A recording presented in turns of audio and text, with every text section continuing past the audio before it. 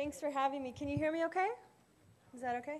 Unfortunately, I won't be speaking on behalf of Isabel Garcia. I'm going to speak on behalf of myself, if you can tolerate it. I just want to say that the anti-war and the labor rights and the immigrant rights movement, our struggles are united. So I want to ask you a question. Do I look like a human being to you?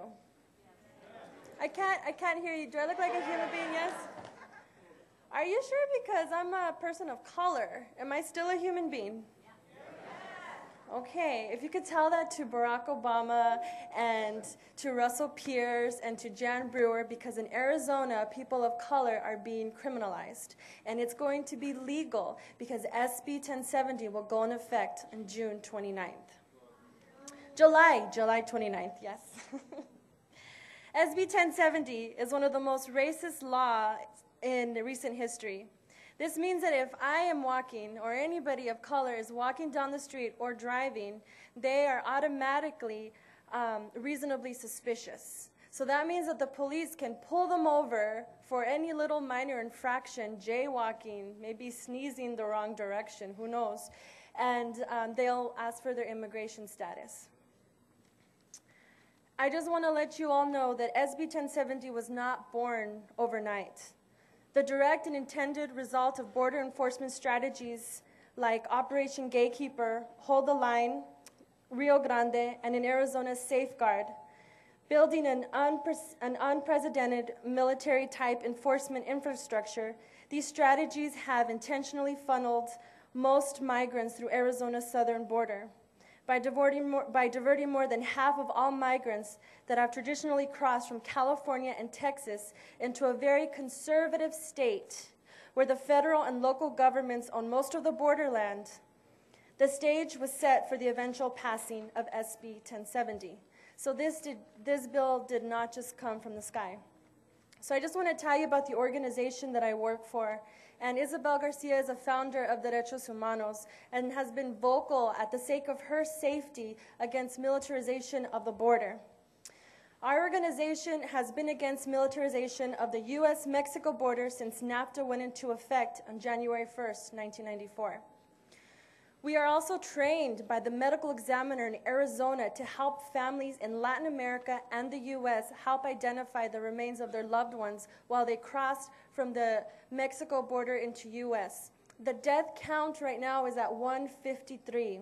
This is men, women, and children who are dying in one of the worst corridors, and that is in Arizona, in the desert, in the Tucson sector.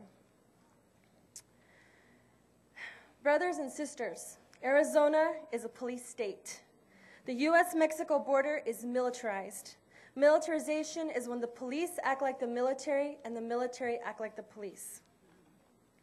We must end this, and we must educate ourselves and our fellow human beings that people of color and immigrants are not the enemy.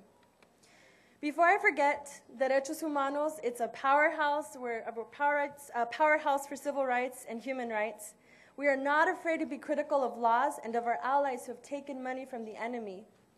So therefore, we do not take money from foundations that support the war or support militarization or support the occupation of Palestine. We do not do that. Therefore, thank you. So we're poor. We're very poor. I think we have mold in our office and the roof is falling, but we do a lot of work. And so we really need your help and your support, and we really need your donation. So I'm asking you if you will join us as we have joined you in anti-war protests and against the militarization and occupation of Palestine. Will you come and flood the streets of Arizona on July 29th? Or will you come, or in your state, if you don't want to fly because you're very faithful in your boycott against flying to this hateful state, which is Arizona, can you not comply, don't buy anything, boycott anything that's related to Arizona? And if you can be in solidarity with us by sending us money, meaning the organizations that are really doing the work. So just going back to the question, so am I human, right? You guys still think I'm human? You're still awake? Okay, very good. But I have to tell you, my humanity should not be up for debate. I should be able to walk to any neighborhood in Arizona and not feel that I need to have papers to show my humanity. So what we're asking all my brothers and sisters right now in the trenches in Arizona fighting against the military and a police state and these hateful architects of hateful anti-immigrant bills, we're asking you not to buy, not to comply, and to not work on July 29th. So to end this note, I want to say that as a human being that you all stated, that I don't need to validate my humanity, and I will not comply, and I will not walk around in papers in the state of Arizona. Thank you.